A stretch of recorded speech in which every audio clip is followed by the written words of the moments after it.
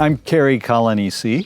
I'm the Edward B. Shills Professor of Law and a Professor of Political Science at the University of Pennsylvania, where I also founded and direct the Penn Program on Regulation, which brings together over 70 faculty from across the university to address all sorts of issues of government regulation on a variety of different issues. The Penn Program on Regulation is a nonpartisan, evidence-based program that seeks to advance learning about regulation and regulatory processes. My background is as a lawyer and as a political scientist. I have graduate training also in public policy, and I spent about 15 years on the faculty at the Kennedy School of Government at Harvard University before coming to the University of Pennsylvania.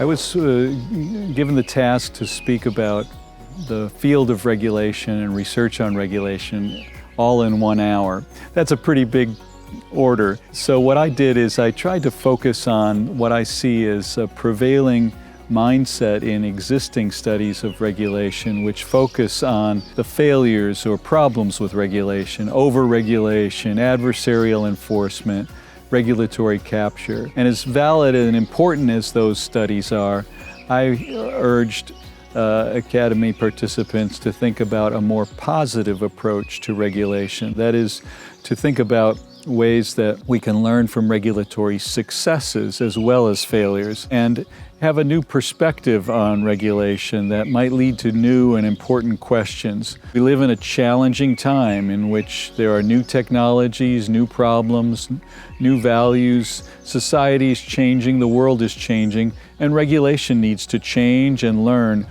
both from failures, certainly, but also from successes, and to try to build on those successes, replicate them, try to develop what I've called regulatory excellence, in which regulators can strive for the utmost integrity, for stellar competence and empathic engagement. A more positive approach to regulation can open up these new avenues for research to try to help regulators improve and do a better job in a very challenging world that we live in.